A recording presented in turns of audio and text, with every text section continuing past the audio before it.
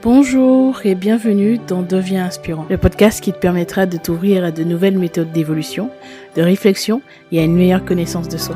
On abordera des sujets autour du développement personnel, de la psychologie et de la spiritualité. Je suis Gélissa Cerveau, je serai ton cobaye. J'apprends, j'expérimente ce que font des personnes inspirantes qui réussissent et je te transmets ce qui fonctionne le mieux dans le but de t'aider à devenir la personne que tu veux être et à inspirer ton monde.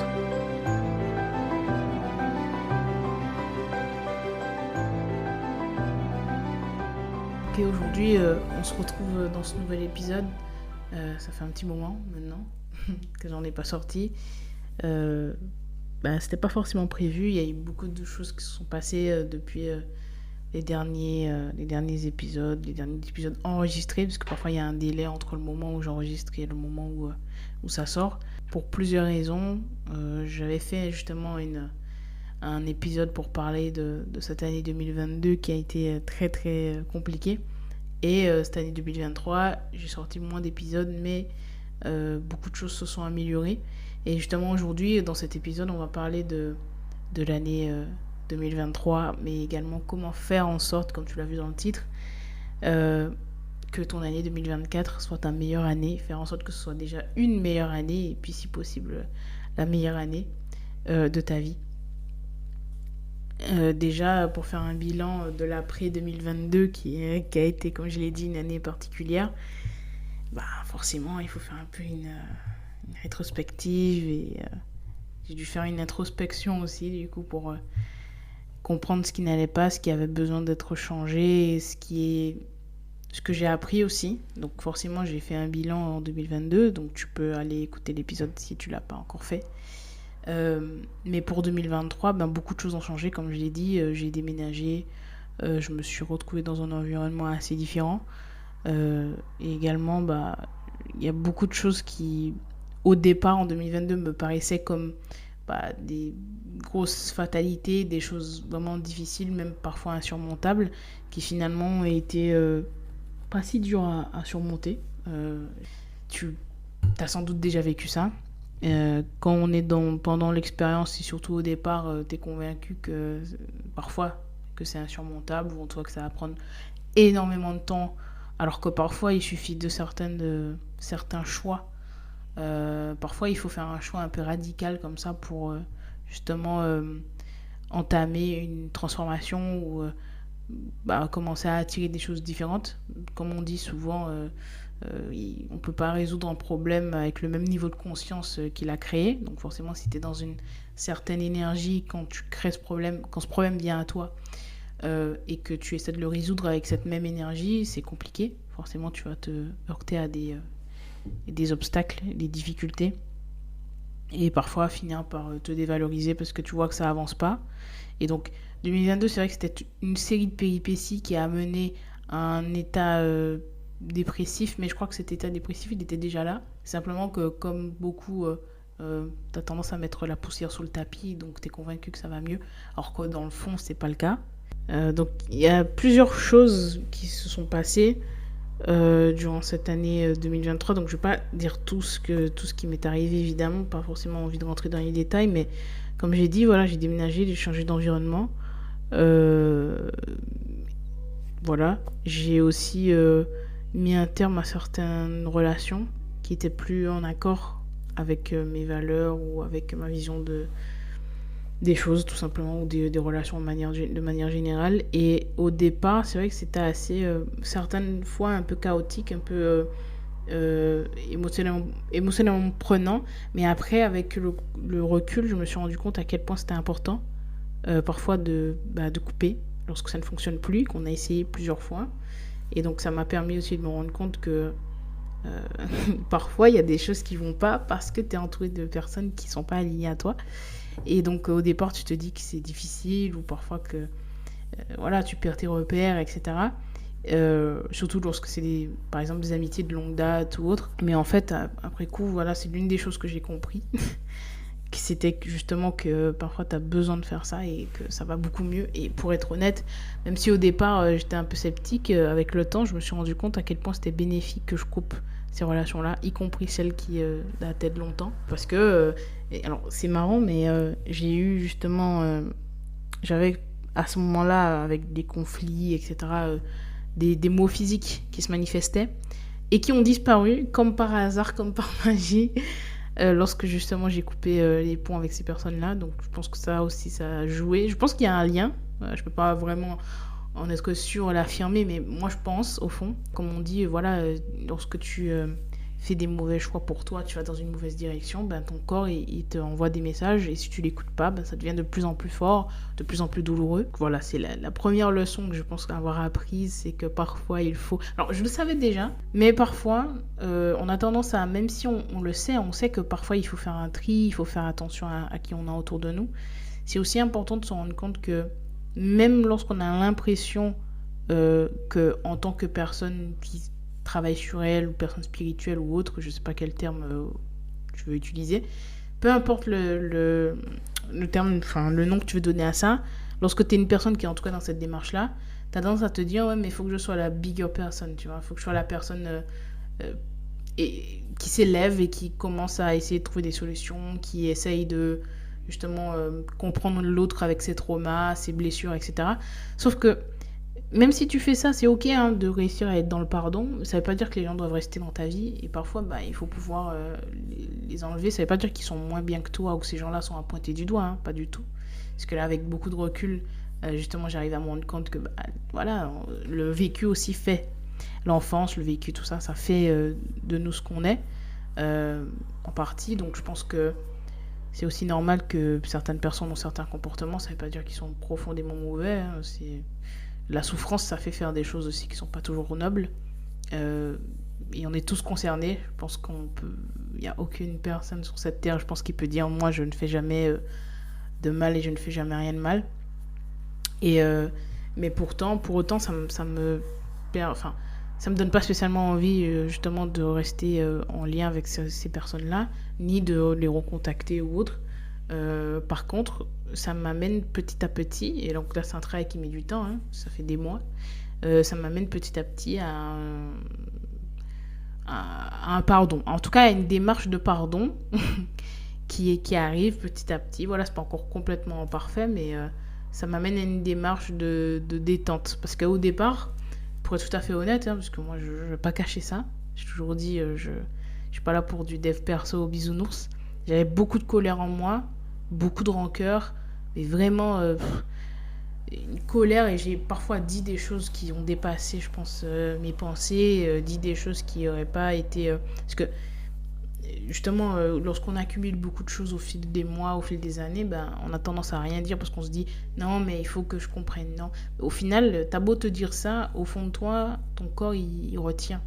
Et donc tu accumules, et le jour où justement tu arrives à un point de non-retour, ben, tu dis des choses parfois qui sont parfois violentes, des choses assez difficiles à entendre pour d'autres. Et même si la personne a été virulente, et méchante, blessante, même parfois cruelle, bah tu te dis que... Bah, moi en tout cas je me suis dit que c'était pas forcément ok de rentrer dans ce jeu-là. Et je l'ai fait, j'ai fait cette erreur de certaines actions et certains mots surtout. Où je suis je suis pas en accord avec ça.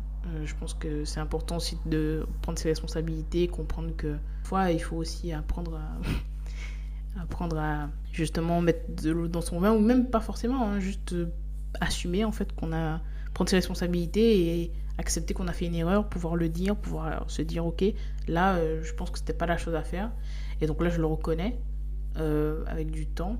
Et j'ai pas envie d'être associée à ces actions-là ou à ces mots-là, parce que ce n'est pas moi, c'était juste une partie, une toute partie de ce que c'est que de se perdre finalement. Et en sachant que j'étais dans une période, alors je dis pas ça pour me trouver des excuses, mais en plus j'étais dans une période justement dépressive où émotionnellement c'est assez prenant. Donc forcément la colère aussi te submerge et tu as tendance à aller un peu trop loin dans tes mots. Donc, il y a eu ça, et donc, comme j'ai dit, beaucoup de colère, et petit à petit, même si je n'ai pas du tout envie de faire un pas ou autre, pour l'instant en tout cas, je commence à être dans le pardon, et ça, je trouve ça cool. Donc, c'est pour ça que c'est important donc la deuxième chose, justement, qui était important pour moi de préciser, c'est qu'il faut savoir laisser du temps. Au départ, lorsqu'une personne peut nous faire du mal, ou être mauvaise, ou manquer de respect ou autre, bah, au départ, il y a juste de la colère et tu as envie de peut-être te venger. Alors que si tu laisses un peu de temps aux choses, petit à petit, tu commences à te sentir un petit peu mieux. Et voilà, tu commences à être dans le pardon. Au départ, tu te dis, mais non, le pardon, c'est pas possible. Alors moi, je me suis jamais dit ça. Je me suis toujours dit qu'il fallait que je trouve en moi la force de pardonner. Parce que je pense que c'est important, je le dis souvent. Hein. Mais par contre, bah, je sentais bien que ça allait être compliqué. Donc parfois, au lieu de justement s'en vouloir, il faut juste accepter que ça prend du temps et être dans une... être patient, être... voilà, accepter que ça fait partie du process.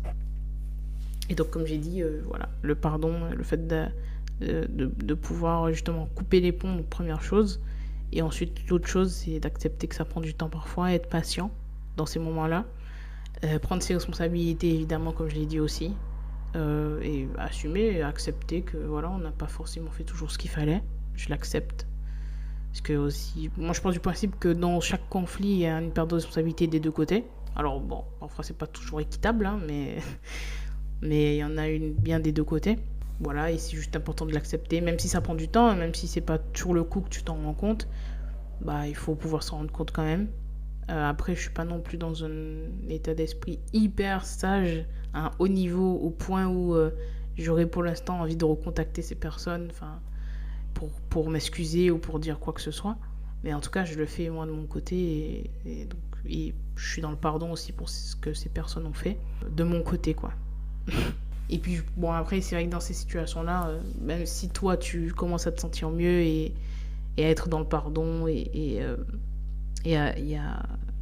à comment dire, à te détacher de ça émotionnellement, bah, les personnes, elles peuvent être justement profondément impactées. Donc même si tu fais cette démarche de pardon, que tu vas vers ces personnes-là, bah, elles peuvent te rejeter et se dire, bah, en fait, bon, ok, c'est bien beau, mais moi, je suis encore en colère, ou moi, je t'en veux, ou peu importe. Donc c'est important. Et puis surtout, c'est important de faire en sorte de bien comprendre. Hein. Là, t'as une partie de toi qui veut être justement dans cette démarche pour aller de l'avant, mais ça veut pas dire que tu veux reprendre contact. Donc c'est aussi pour ça que parfois il peut y avoir des quiproquos. C'est important de pas faire justement cette démarche de la mauvaise façon. Et surtout de pas se mentir à soi-même. Est-ce que tu es sûr que tu veux justement faire cette démarche pour aller de l'avant, ou est-ce qu'il y a une partie de toi qui est encore attachée à ce lien et qui a envie de tenter d'une manière ou d'une autre de reprendre contact. Et ça, on n'est pas toujours honnête avec soi-même. Pour ma part, je suis claire là-dessus, mais je sais que c'est pas toujours le cas. Donc c'est important aussi. Donc voilà, ça c'était une première chose. J'avais parlé justement des soucis relationnels et puis accepter une autre chose pour finir sur le point des relations. Que parfois certaines relations se terminent sans un mot. Petit à petit on s'éloigne jusqu'à ce qu'il n'y ait plus rien. Et j'ai vécu ça aussi, pareil en 2022. Et en 2023, bah, au départ, j'étais un peu pareil, émotionnelle. Je me disais, ouais, franchement, c'est un peu, comment dire, une trahison, de l'ingratitude. Alors, maintenant, je comprends qu'en fait, c'est juste, c'est le cycle de la vie qui fonctionne comme ça et que même si tu as eu un lien fort avec une personne et que cette personne te considérait, t'as mis peut-être sur un piédestal ou je sais pas, hein, peu importe, vous avez une relation privilégiée ou autre, ça veut pas dire que ça va durer toute une vie. Il y a des gens qui sont censés être là pour un temps et qui partent après. Donc ça, c'était pour l'aspect relationnel.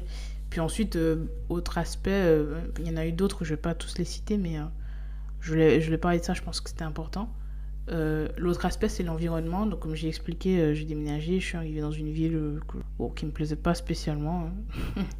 Mais bon, là, au moment où j'enregistre, je vais partir bientôt. Et en fait, c'est vraiment un truc dont je me suis rendu compte et qui est super important. Je négligeais peut-être un peu avant, jusqu'à ce que j'arrive dans cette ville. En fait, c'est quelque chose de très simple. C'est de se dire que l'environnement dans lequel t'es, et je le dis parfois, hein, mais voilà, pour certaines, pour les personnes qui t'entourent, etc., l'environnement dans lequel t'es a un impact, mais considérable. Alors bien sûr, si t'as vraiment envie d'être heureux, tu peux l'être peu importe où t'es, hein, parce que tout est à l'intérieur, mais ton niveau de créativité, d'enthousiasme, il peut être profondément lié justement à l'endroit où tu te trouves. Et même si on dit souvent, si t'es avec les bonnes personnes, t'as le bon mindset, ça peut aller, mais moi je pense que tu peux aussi manquer de créativité, d'enthousiasme lorsque t'es dans un endroit qui te stimule pas. Et en l'occurrence, C'est ce qui m'est arrivé, tu vois, pendant une année quand même, un petit peu plus, d'être dans une ville qui me stimule pas, où j'arrive pas forcément à connecter avec les gens, je me sens pas forcément, ouais, ni stimulée ni bien. Et je me suis rendu compte à quel point, dans deux choses. Première chose, effectivement, il faut savoir prendre sur soi et pouvoir accorder le bénéfice du doute aux gens, aux lieux, etc. Mais là, même après un an, plus d'un an, je suis convaincue que ce n'est pas la ville pour moi. Donc ça a un impact. La deuxième chose, c'est que justement, il faut savoir aussi parfois faire des choix radicaux. Parfois, il faut être radical et se dire, ok, ça peut être n'importe quoi. Je vais prendre un billet d'avion pour aller dans tel pays. Je vais prendre un billet de train, je vais dans telle ville, je vais découvrir ça. Ok, je quitte mon job. Alors bon, je dis pas qu'il faut se mettre en danger dans des situations compliquées. Bien sûr, il faut toujours penser à sa sécurité. C'est extrêmement important. Il faut pas faire n'importe quoi. Nous sommes des adultes responsables. Mais par contre, parfois c'est important. Juste se dire, ok, bah écoute, je vais quitter ce job, peut-être je vais aller faire ce job. Je vais oser postuler à ce job-là. Je vais partir dans une autre ville. Je connais personne, j'ai pas d'amis, etc. Mais je vais le faire quand même. Bon, pour ma part, c'était pas par choix que je suis venue là. Je suis venue là parce que tout un tas de péripéties, encore une fois, en 2022. Euh, et voilà, mais tu vois, là, je vais m'en aller. Je vais aller dans une ville que j'aime beaucoup, que je connais. Mais, euh, mais voilà, c'est un choix aussi qui peut paraître fou parce que il y a des changements qui se passent parfois et c'est des changements que tu dois toi-même entamer. Parce qu'en fait, lorsque tu fais ce changement-là, ça chamboule ta vie, mais ça te crée des nouvelles expériences. Surtout lorsque tu es dans une phase où tu as beaucoup d'immobilisme, tu as l'impression que tu n'évolues plus trop et qu'il n'y a pas grand-chose qui se passe. Et ben, du coup, tu as tendance à te replier sur toi-même et à penser que ta vie c'est de la merde, qu'il se passe rien, qu'il n'y a rien de positif. Et donc, tu accumules ce truc où tu te dis, ouais, il se passe rien dans ce domaine-là, il se passe rien là, il se passe rien là. Peut-être tu fais métro, boulot, dodo, ça te fatigue. Peut-être que tout est un peu plat, un peu moyen, un peu gris dans ta vie. Et parfois, au lieu de se dire que ta vie c'est de la merde et que bah, t'as pas de chance ou que Dieu t'écoute pas ou je ne sais pas quoi, peut-être se dire, ok, je fais un truc un peu radical. Comme par exemple, justement, changer de ville, changer de travail ou se séparer. Voilà, peu importe, mais parfois il y a des choix que tu dois faire qui vont bousculer ta vie et qui vont peut-être être durs au départ, mais qui vont t'amener énormément d'apprentissage et te permettre de grandir. Et je pense que ça, c'est pas négligeable, c'est super important. Euh, voilà, ça change tout. Donc ça, c'était l'autre aspect. Et puis, dernier aspect, parce que je vais en faire trois, pas plus, même s'il y en a plein d'autres et j'en parlerai dans les prochains épisodes sans doute. Euh, mais le troisième aspect pour moi, ça a été la santé. Je sais pas, je me rappelle pas exactement si je en ai parlé, mais voilà, il y a plein de choses qui ont changé au niveau de ma santé, et pas mal de soucis, enfin quelques petits soucis de santé, et dans ces moments-là, tu te rends compte, alors bon, c'est un peu bateau ce que je vais dire, mais le point d'après, il est plus important. C'est vrai qu'on se rend compte que c'est quand même pas quelque chose à négliger parce que tu ne peux rien faire si t'as pas la santé. Et donc ça m'amène au point que je voulais aborder, c'est que parfois il est important justement cet immobilisme dont je parlais tout à l'heure comment dire, qu'on a tendance à subir, il faut parfois l'utiliser, justement utiliser ce temps de pause pour prendre conscience de sa santé. Et donc je vais en parler dans les points que je vais aborder pour comment justement faire en sorte d'avoir une bonne année. Mais je me suis rendu compte à quel point les choses peuvent changer lorsque ça change à l'intérieur de toi. Bien sûr, voilà, on parle des causes psychosomatiques, voilà, des maux qu'on peut avoir, etc. Mais de manière générale, prendre le temps de se poser sur ça et de faire un check-up tout simplement et se demander comment est-ce que je vais en ce moment, que ce soit au niveau physique mais au niveau mental aussi, parce que la santé mentale c'est quelque chose qui est assez négligé.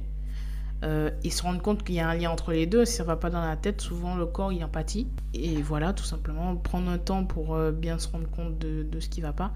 Moi j'ai eu la bonne nouvelle de me rendre compte que sur certains aspects il y a des choses qui se sont améliorées sans avoir eu besoin de traitement, sans avoir eu besoin d'intervention. Et puis pour d'autres choses, pas forcément. Tout n'est pas rose, mais c'est quand même positif de se dire qu'il y a des choses qui vont bien. qui vont mieux. Et voilà, de se rendre compte de la chance qu'on peut avoir aussi. Hein. Parfois, quand tu es en bonne santé, quand tout va bien, c'est important de pouvoir prendre ça en compte. Lorsque tu as des soucis de santé, lorsque c'est difficile, parfois c'est juste un moyen que ton corps a trouvé pour te faire une pause. Hein. Des fois, tu es dans une direction qui va pas et du coup, tu attires des problèmes de santé. Parfois, tu es dans une direction qui est bonne, mais tu le fais pas de la bonne façon parce que tu t'épuises. C'est bien beau, hein, la seule culture. Tu te dis, ouais, ok, il faut bosser dur, etc. Mais si c'est au détriment de ta santé, ça n'a aucun sens. Parce qu'au final, se retrouver sur un lit d'hôpital pendant des jours, voire des semaines, bah, ça ralentit en fait tout ce que tu as déjà mis en place. Donc c'est pour ça que c'est important d'avoir un équilibre. Je dirais jamais assez. Donc voilà, c'était les 3 points que je voulais aborder. Et donc, pour cette année 2024, faire en sorte justement que ce soit une meilleure année. Déjà, la première chose, bah, c'est tout comme en 2023, je vais le dire, là, l'objectif, c'est de faire une introspection, une rétrospective, tout ce qui s'est passé pour toi, dans tous les domaines de vie, les relations, la santé, physico-mentale, le travail, les finances, dans tes objectifs aussi, quels qu'ils soient, et dans les problèmes que tu pourras avoir. Voilà. Et dans chaque domaine, en fait, il y a des sous-catégories. Par exemple, dans les relations, bah, tu as les relations familiales, tu as sociales, amoureuses.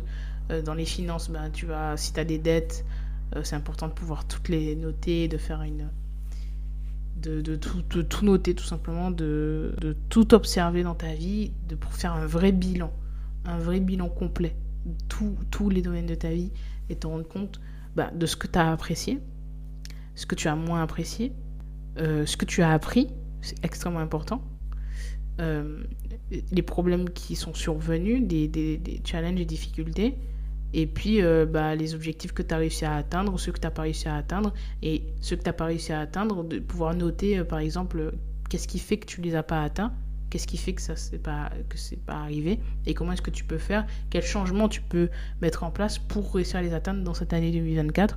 Donc ça, c'est le premier step, le bilan, de pouvoir s'observer avec honnêteté et sans jugement, parce que ça, comme j'ai dit, les leçons que tu as apprises de cette année 2023, c'est important de pouvoir les garder en tête pour justement que ça soit un petit peu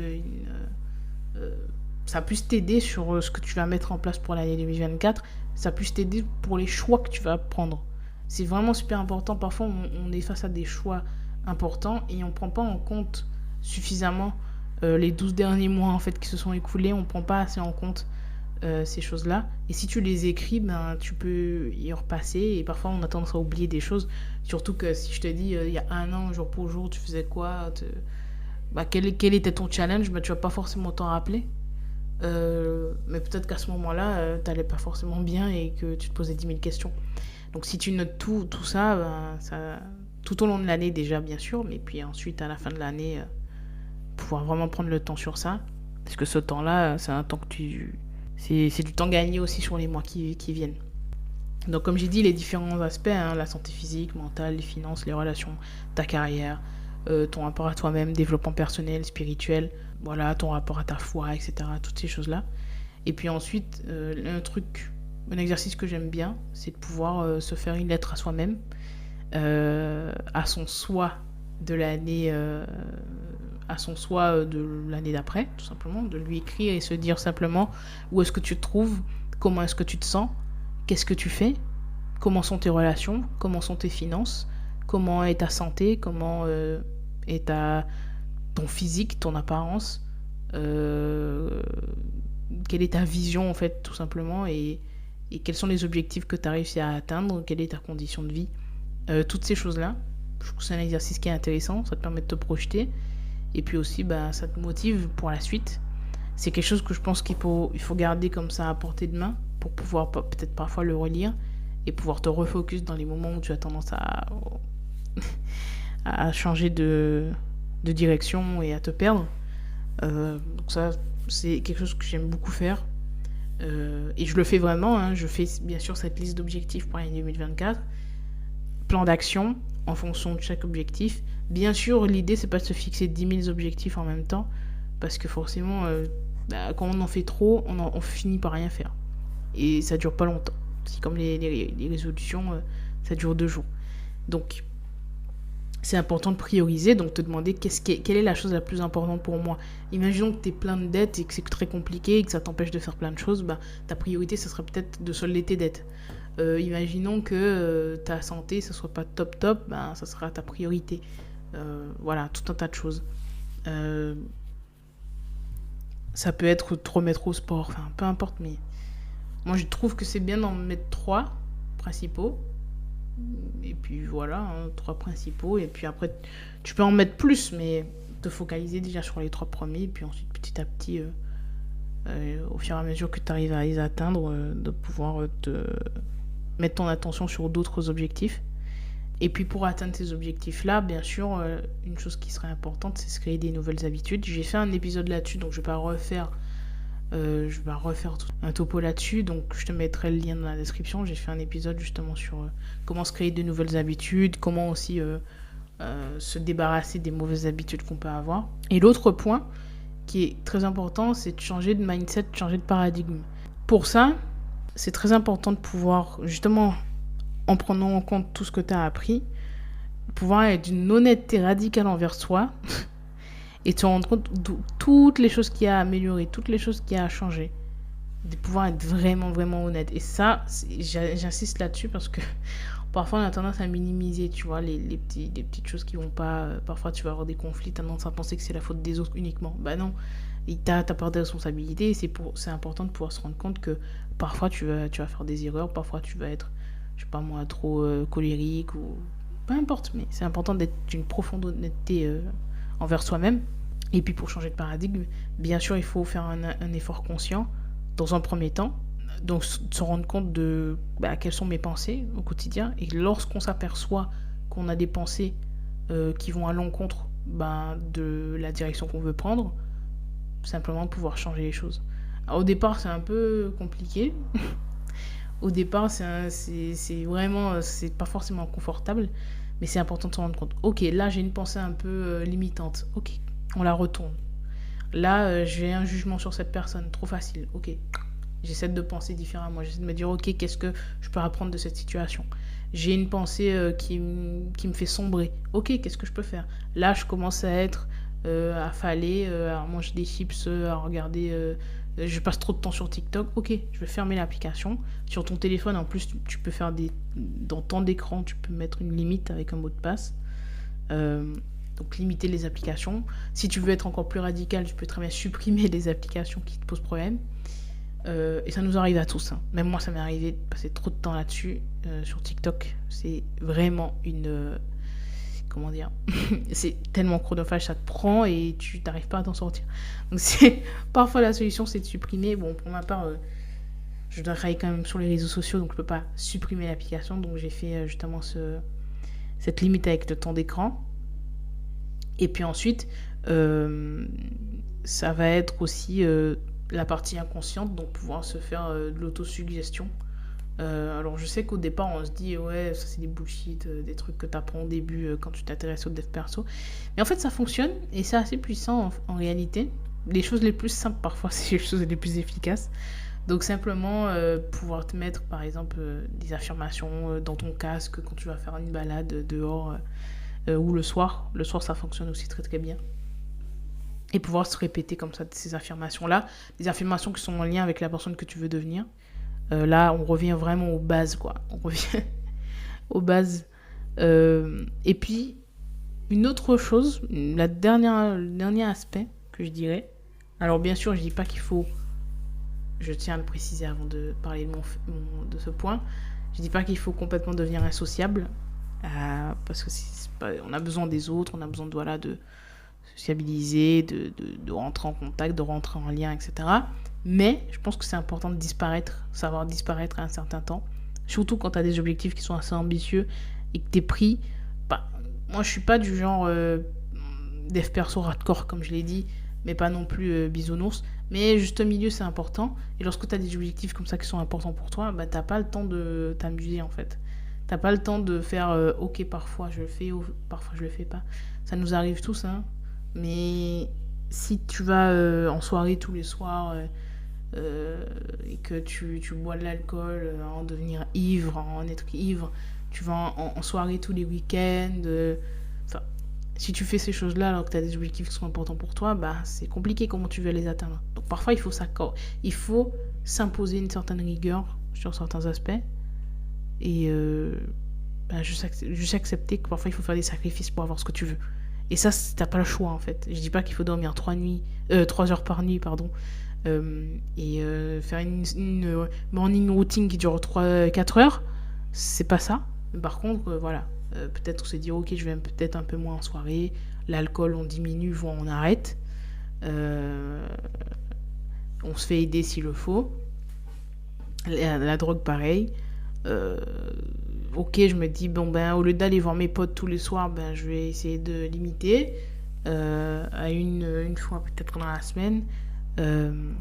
Et voilà, on s'impose à soi-même cette rigueur. Pourquoi ? Parce que personne d'autre ne va venir te dire de le faire, en fait. Parce qu'on n'est pas des enfants.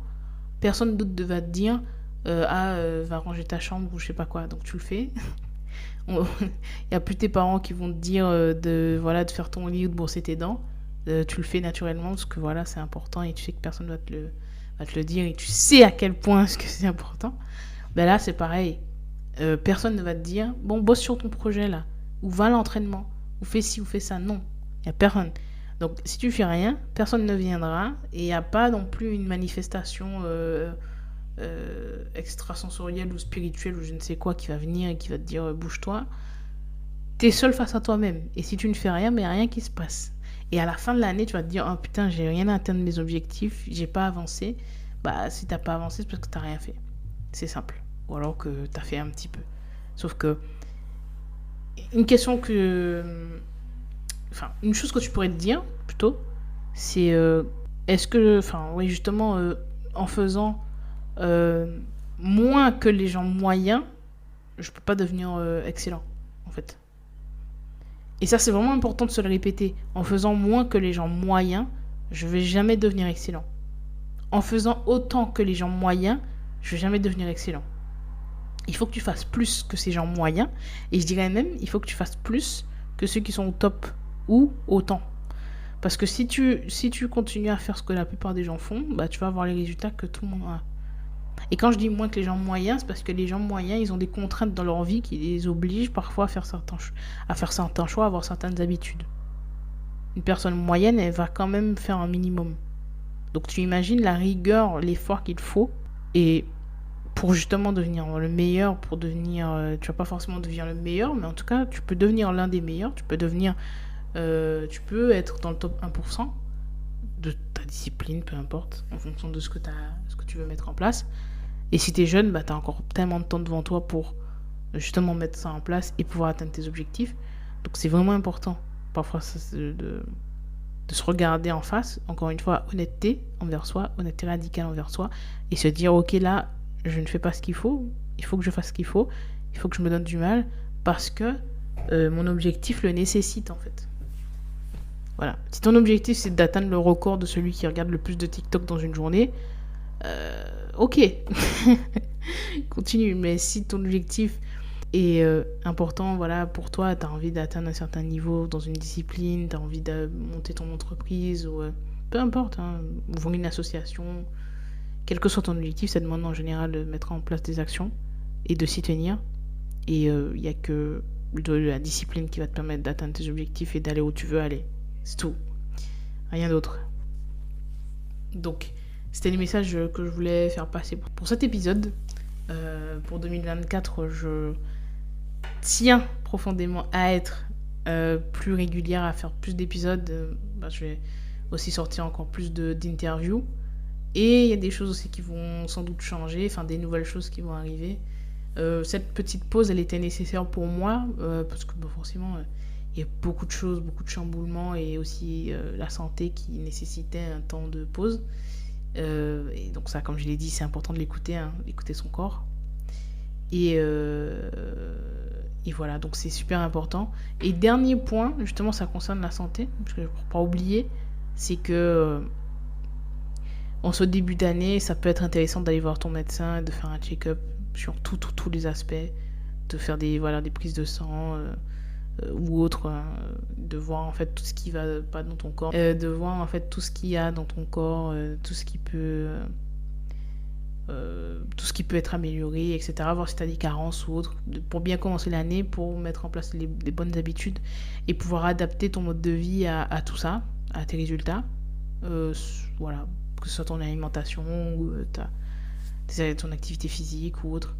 Moi, je dirais, si tu as la possibilité et que tu as les moyens, ne pas hésiter aussi à aller voir justement un nutritionniste, un kiné ou un ostéo, si nécessaire, de ne pas hésiter à, si tu as les moyens, encore une fois, de même prendre un coach pour le sport. Ça, c'est des choses à ne pas négliger. Je pense que c'est important de se faire accompagner aussi parfois et d'avoir des personnes qui nous aident sur le chemin. Et voilà, donc si tu as la possibilité financièrement de le faire, n'hésite pas à aller voir le plus de spécialistes possible, de te prendre un coach, de te prendre un thérapeute ou un psy. Voilà, c'est super important et ça change beaucoup de choses. Donc voilà, c'est le dernier point que je voulais aborder. Mais donc je te souhaite de faire ce qu'il faut pour 2024. Je te souhaite de faire ce qu'il faut pour cette année-là et de tout donner, de faire de ton mieux, de mettre un pied après l'autre, tout simplement. Bon, je te laisse pour cet épisode. S'il t'a plu, n'hésite pas à le partager et à mettre 5 étoiles sur Apple Podcast ou sur Spotify. Et puis on se retrouve dans un nouvel épisode très vite. Devenons inspirants ensemble.